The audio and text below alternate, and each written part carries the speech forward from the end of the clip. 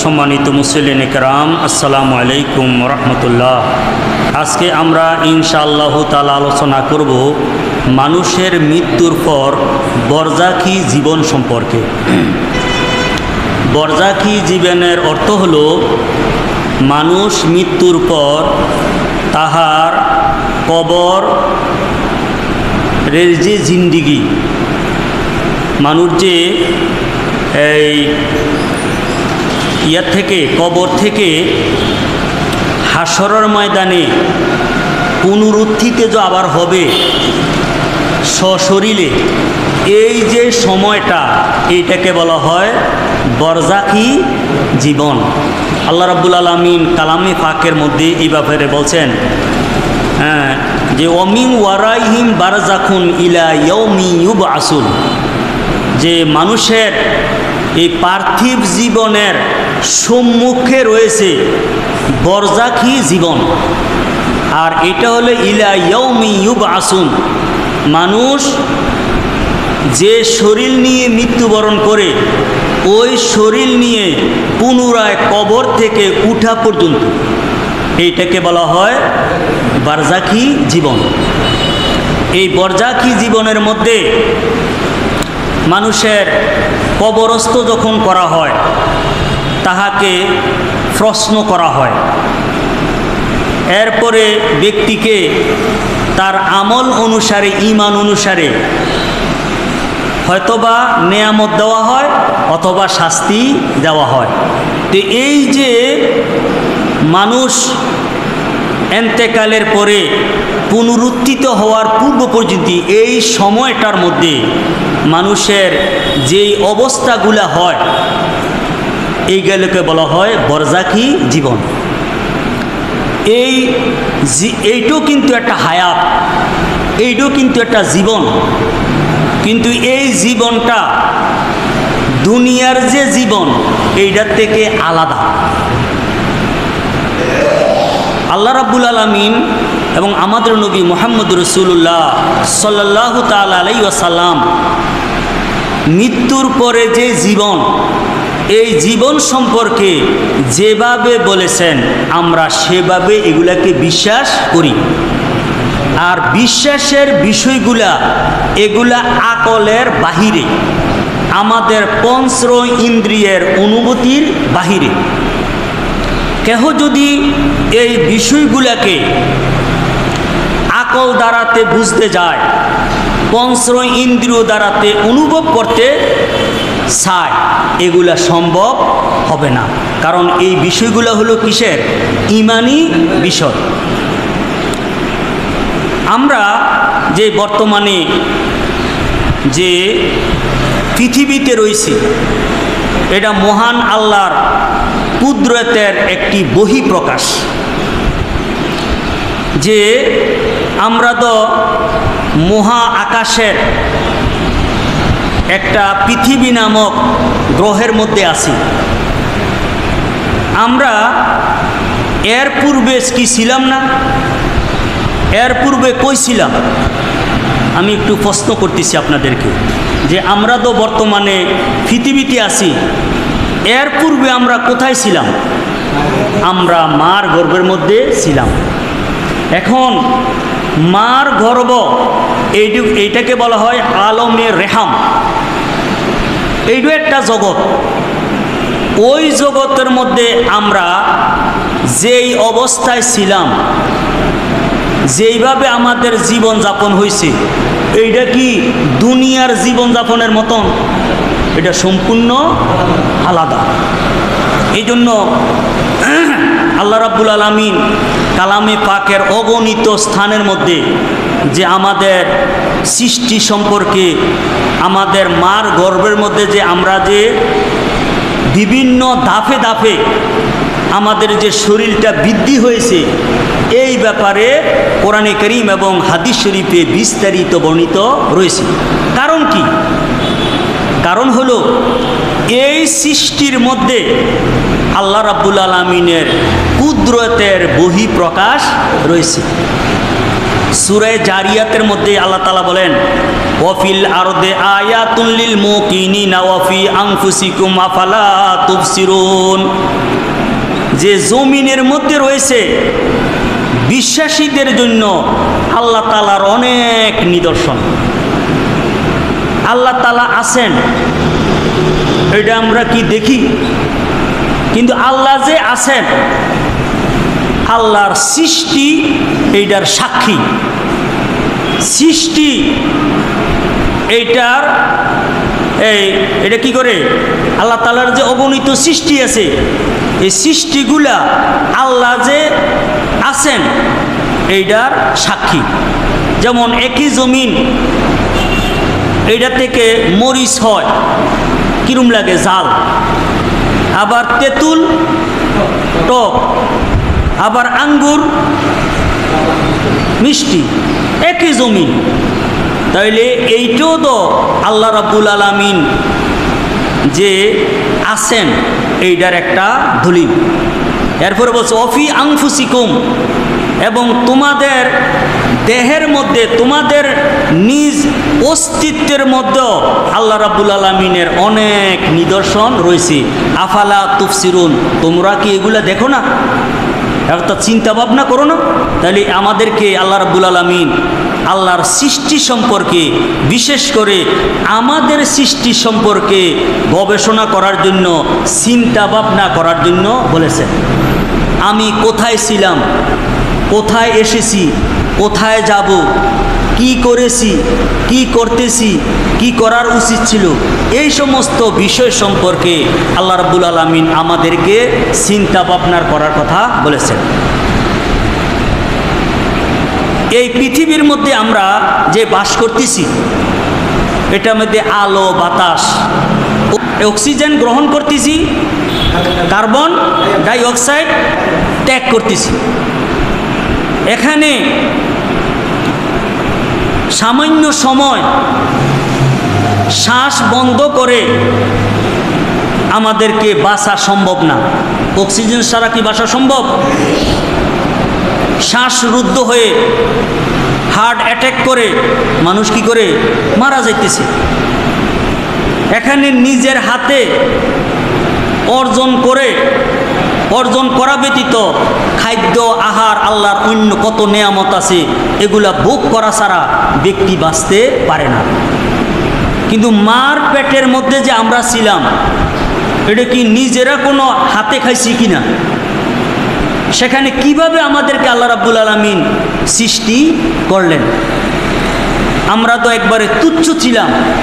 তুচ্ছ থেকে সেখানেও তো আমাদের যখন এখানে প্রথম তো শুক্রাণু ছিলাম, এরপরে হলো রক্তপিণ্ড, এরপরে হলো গোস্ত টুকরা, এরপরে শরীর হয়েছে, আস্তে আস্তে অঙ্গ প্রত্যঙ্গ হয়েছে, হ্যাঁ, আমাদের দৃষ্টি শক্তি এসেছে, আমাদের শ্রবণ শক্তি এসেছে, বুদ্ধি এসেছে, আস্তে ধীরে ধীরে এসেছে।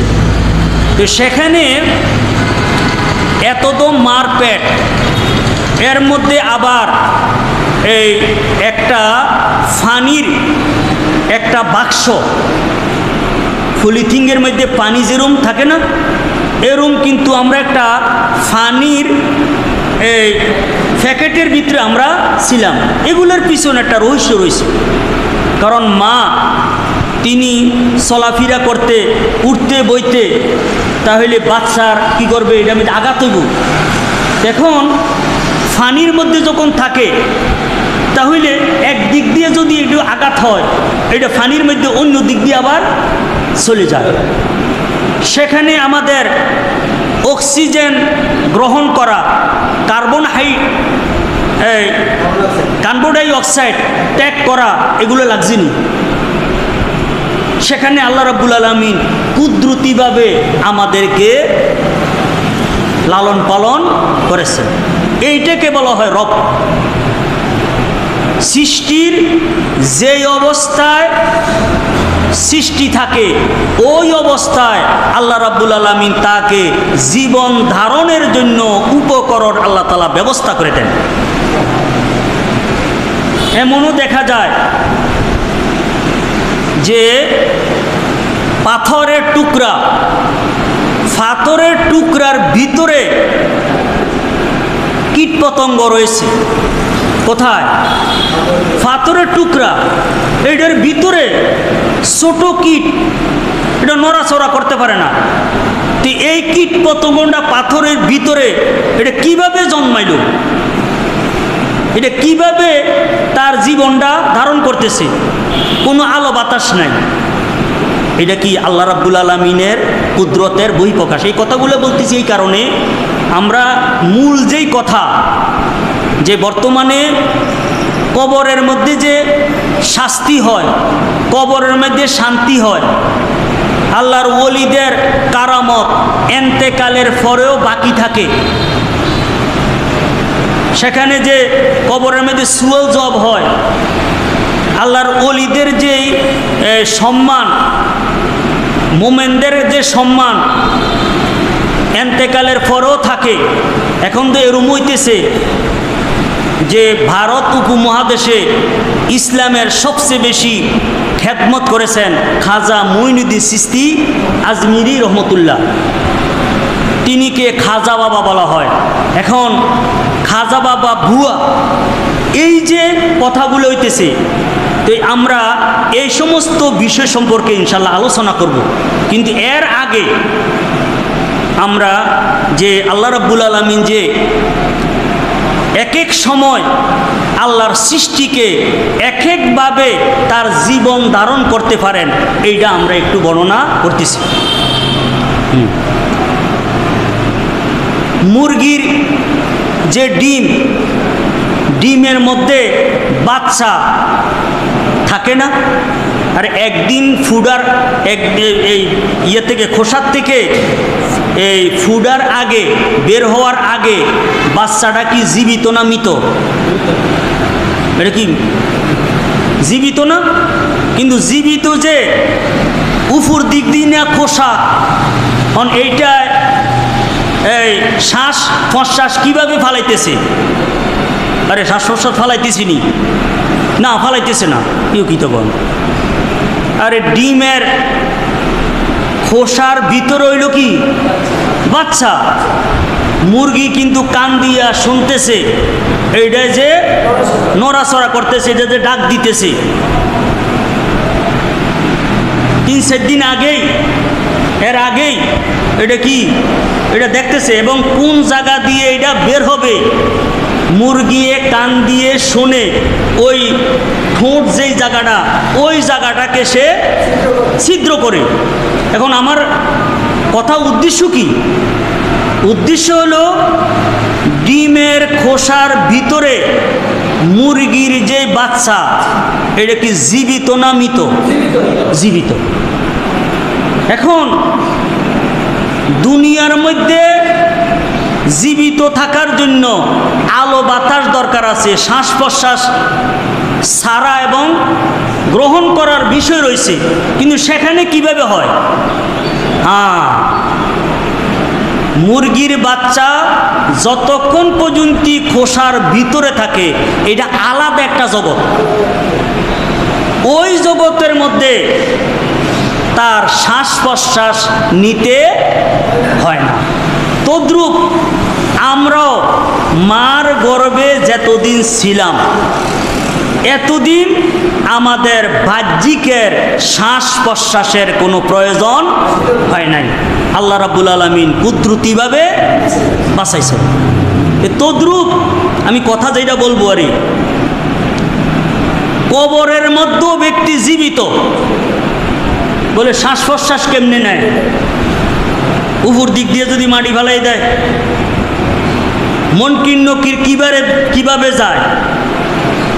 এখন কবরের মধ্যে যে শাস্তি অথবা শান্তি কিভাবে হয় দেখি না, যে এরকম প্রশ্ন জাগে না? না, এগুলো হলো ঈমানের বিষয়। কিসের বিষয়? তো যেই আল্লাহ রাব্বুল আলামিন মার পেটের মধ্যে শ্বাস প্রশ্বাস গ্রহণ এবং ত্যাগ ছাড়া জীবিত রাখতেন পারেন, ওই আল্লাহ তাআলা কি কবরের মধ্যে মাটির ভিতরে আমাদেরকে জীবিত রাখতেন পারেন না?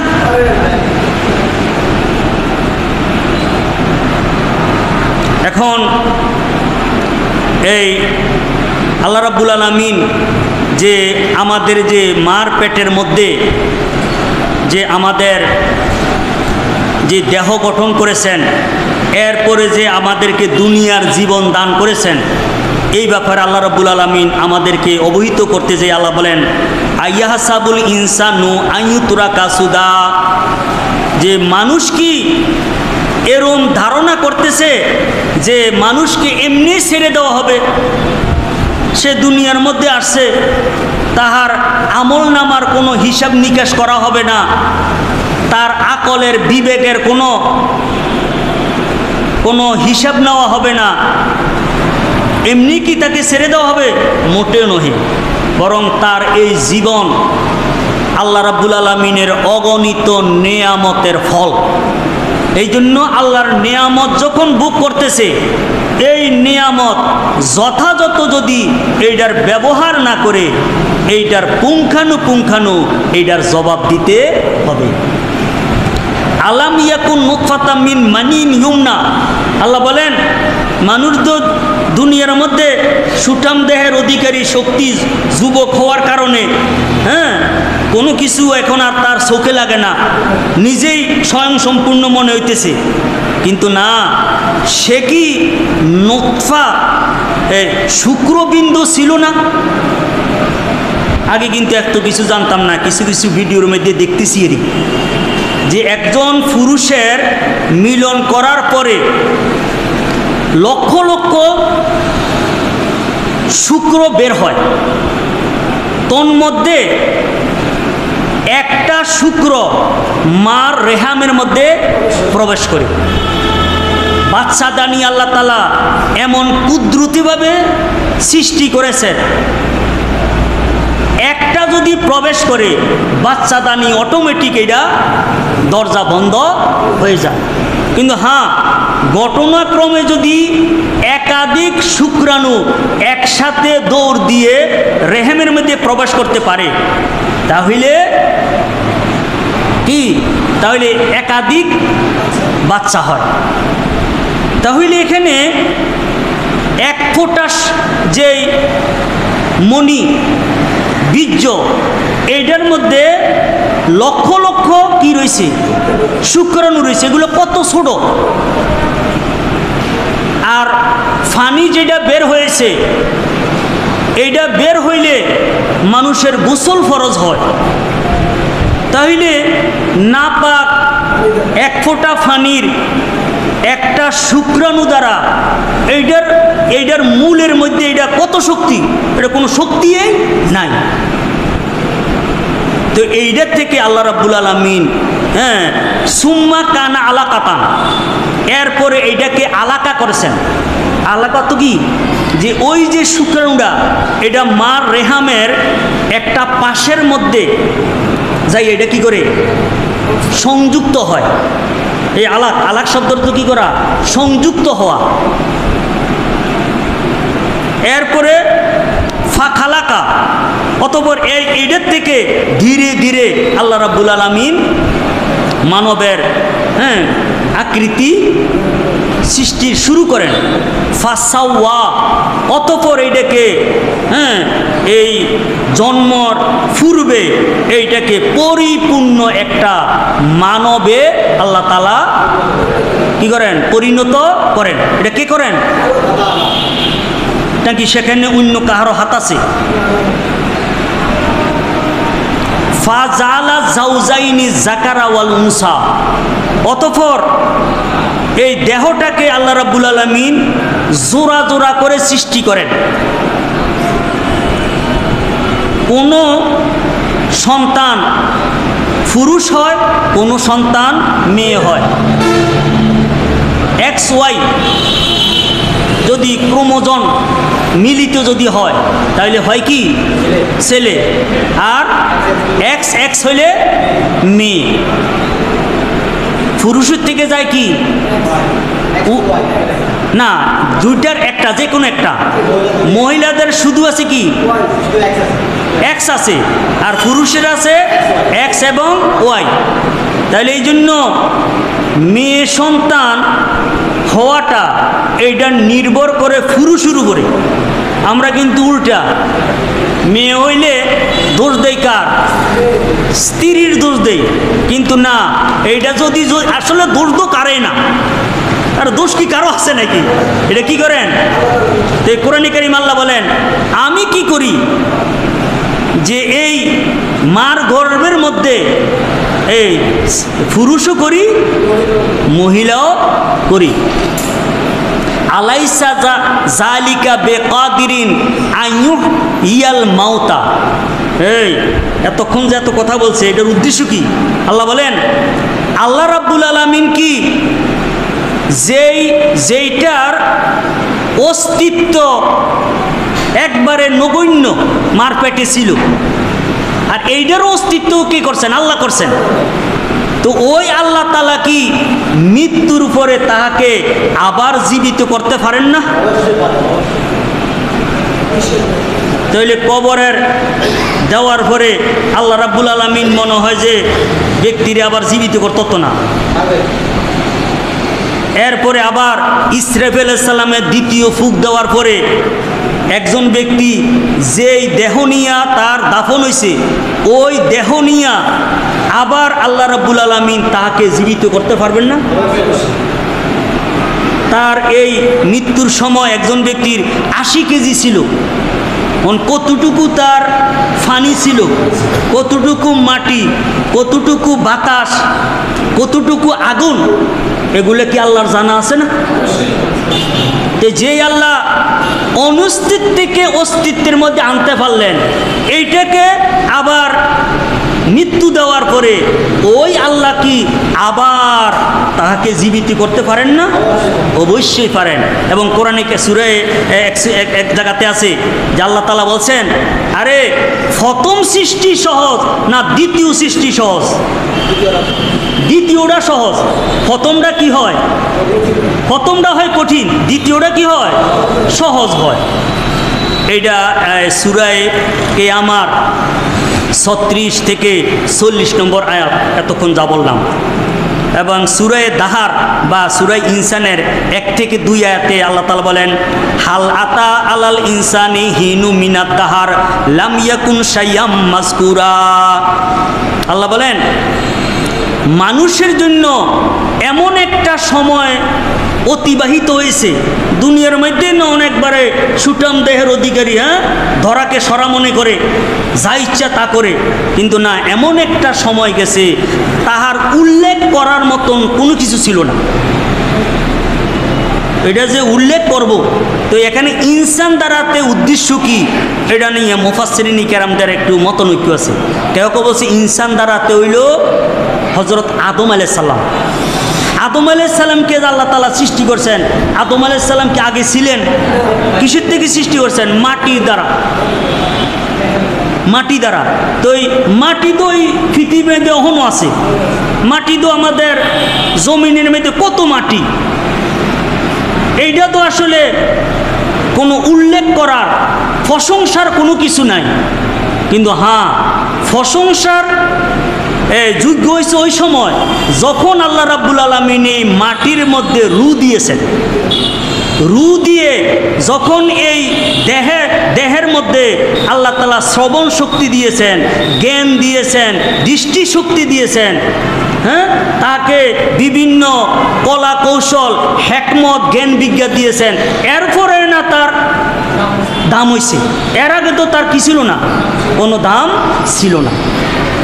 তো সেখানে তাফসীরের কিতাবে লেখছে, আদম আলাইহিস সালামের দেহ মোবারককে আল্লাহ রাব্বুল আলামিন মাটি দ্বারাতে সৃষ্টি করে খাঁচা হিসাবে 40 বছর রেখে দিয়েছেন। কত বছর? তো 40 বছর এটার কোনো দাম আসেনি। দাম হয়েছে কোন সময়?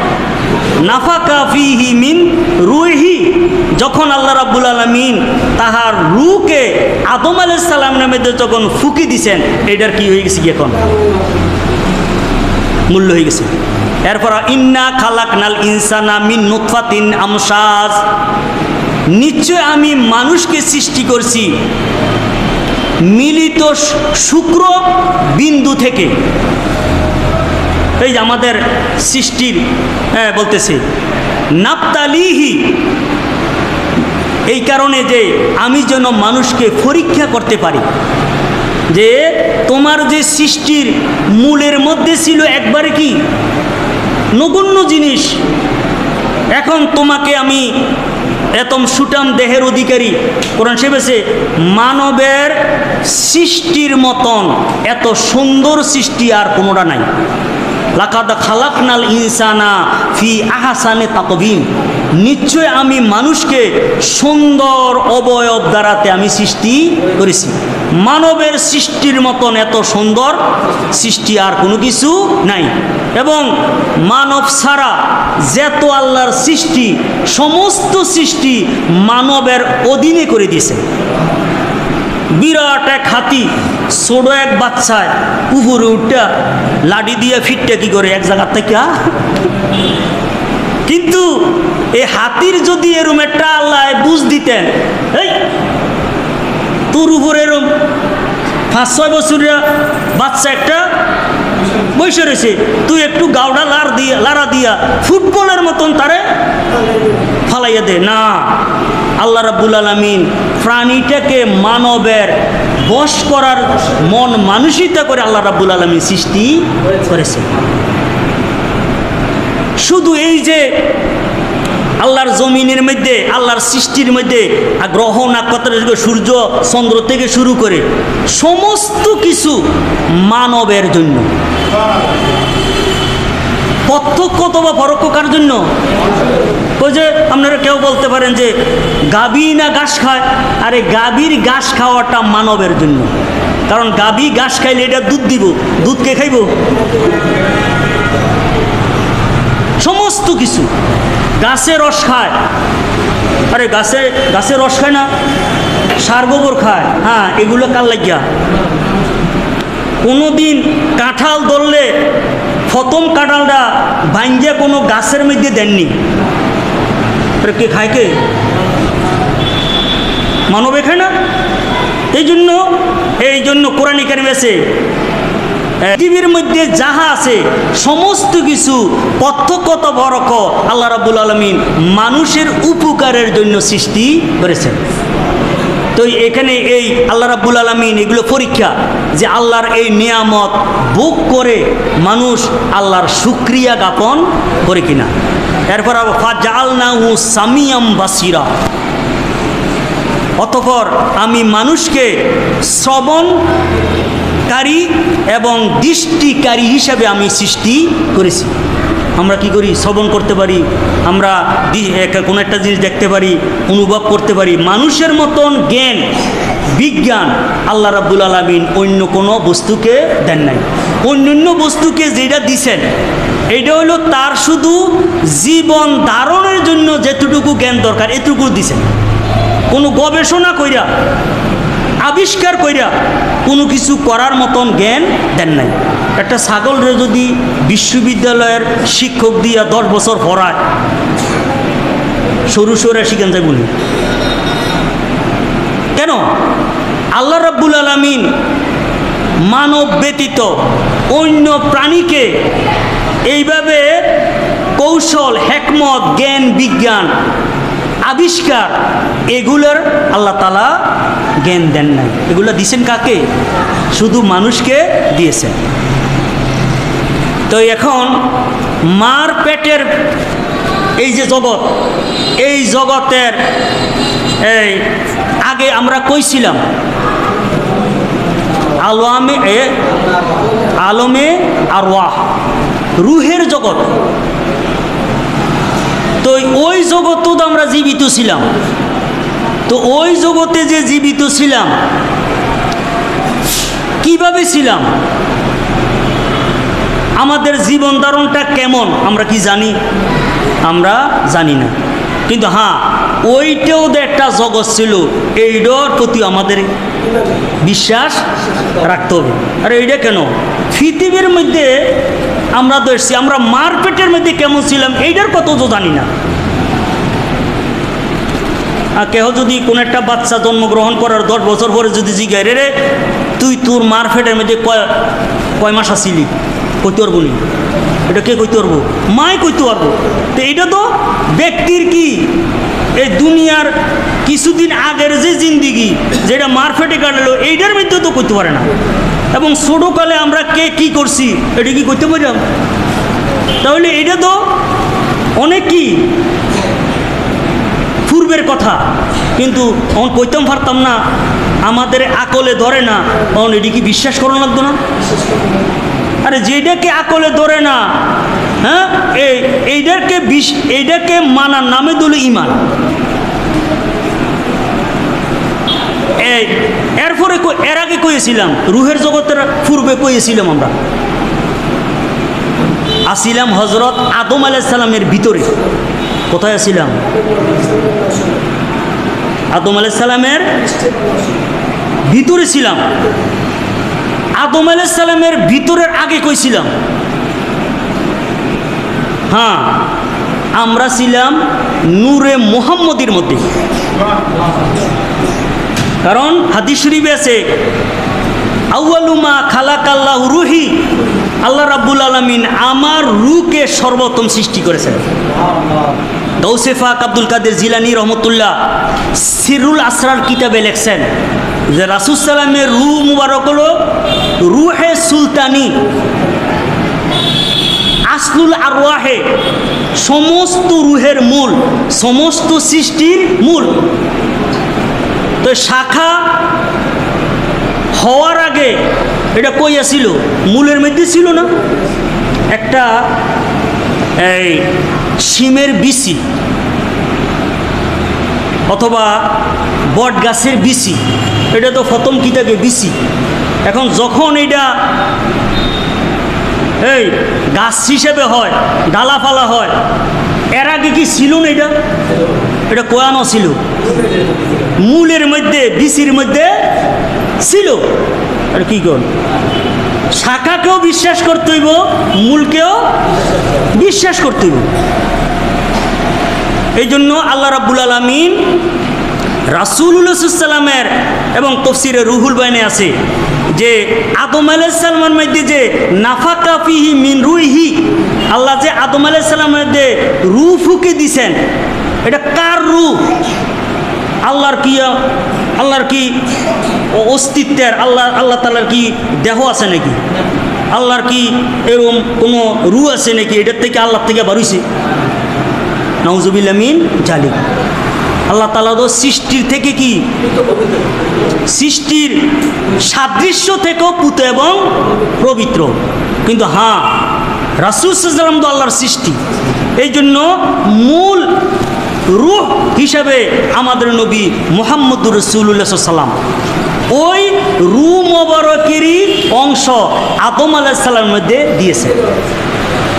এবং মরিয়ম আলাইহিস সালাম যে গর্ভবতী হয়েছেন, হজরত জিবরাইল আলাইহিস সালামের মাধ্যমে মরিয়ম আলাইহিস সালামের মধ্যে রূহ ফুঁকে দিছে। ফু দিছে কে? জিবরাইল সালাম। রূহ এটা কিসের রূহ? এই রূহ হলো আমাদের নবী মুহাম্মদুর রাসূলুল্লাহ সাল্লাল্লাহু আলাইহি সাল্লামের রূহ। আমাদের প্রত্যেকের দেহের মধ্যে রূহ আছে না? এই রূহেরও মূল হলো আমাদের নবী মুহাম্মদুর রাসূলুল্লাহ সাল্লাল্লাহু আলাইহি ওয়াসাল্লাম। এখন এই আদম আলাইহিস সালামের ভিতরে যে আমরা ছিলাম, এইটার প্রমাণ কোরআনে কারীম এবং হাদিস শরীফে একবারে অকাট্যভাবে রয়েছে। যেমন সূরা আরাফের 172 থেকে 73 নম্বর আয়াতে আছে, ওয়াইজ আখাযা রাব্বুকা মিন বানি আদাম মিন যুহুরিহিম যুরিয়াতাহুম। স্মরণ করুন ওই সময়ের কথা যখন আপনার প্রভু আদমের সন্তান থেকে, তাহাদের পৃষ্ঠ থেকে তাহাদের সন্তানদের এই অঙ্গীকার গ্রহণ করেছেন। ও আশহাদাহুম আলা আনফুসিহিম, এবং আদম সন্তান একজন আরেকজনের সাক্ষী হিসেবে রাখছেন। আলাস্তু বিরাব্বিকুম, আমি কি তোমাদের প্রভু নহে? ক্বালু বালা, তাহারা বলল যে হ্যাঁ আপনি আমাদের প্রভু। শাহিদনা, রুহের জগতে আমরা বলছি শাহিদনা, হে আল্লাহ আমরাও কি করলাম? সাক্ষী দিলাম। মনে করেন আমি গোলাম মোস্তফা বলছি আন্তা রাব্বুনা, আপনি হইলেন আমার রব। এখন আপনারাও তো ওই সময় ছিলেন না, তাহলে আপনারা বলছেন কি? শাহিদনা, যে গোলাম মুস্তফা যে আন্তা রাব্বুনা বলে স্বীকৃতি দিয়েছে, আমরা এটার সাক্ষী হইলাম। আবার আপনারা কইছেন না আন্তা রাব্বুনা, আমি গোলাম মুস্তফা হেন আসিলাম, আমিও কইছি শাহিদনা। বুঝিনি কথাটা? তাহলে একে অপরে কি করছি? সাক্ষীও দিয়েছি। কেন? এই সেখানে আল্লাহ রাব্বুল আলামিন আমাদেরকে এরম অঙ্গীকার নিলেন কেন?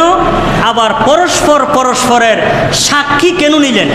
আল্লাহ বলেন আনতাকুলু ইয়াউমাল কিয়ামাতে ইন্না কুন্না হাযা গাফিলিন, যেন এই কথা না বলতে পারো এ আল্লাহ আমরা তো কিছু জানি না, আমরা কিছু কি আমনে যে আমাদের রব আমরা কি জানি না, পরকালে এটা যেন না বলি। বরং এই আদম আলাইহিস সালামের পৃষ্ঠ থেকে বের হয়ে আমরা আপনাকে রব হিসাবে স্বীকৃতি দিয়েছি।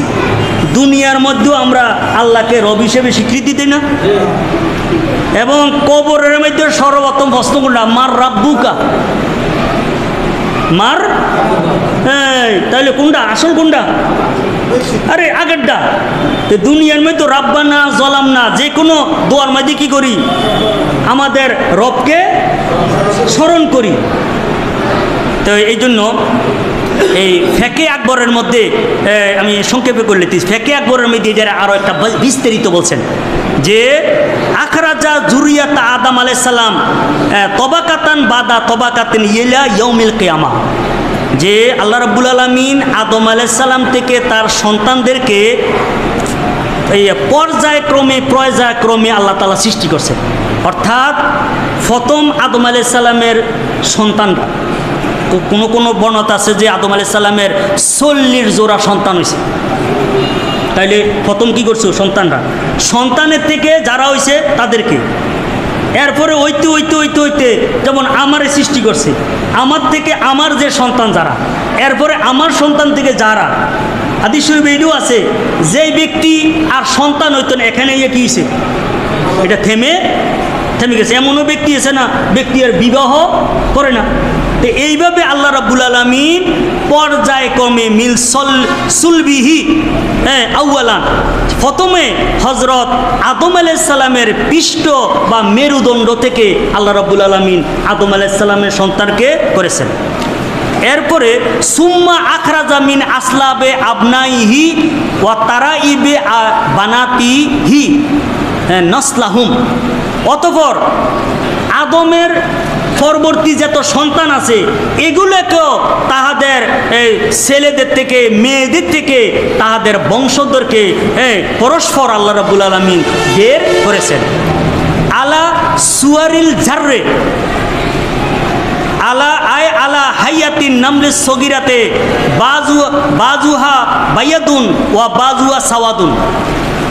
তো ওইখানেও রুহে আদম আলাইহিস সালাম থেকে আমাদেরকে রূহ হিসেবে বের করছেন, বের করো আমাদেরকে ছোট পিপিলিকার ন্যায় আমাদেরকে আকৃতি দান করেছেন।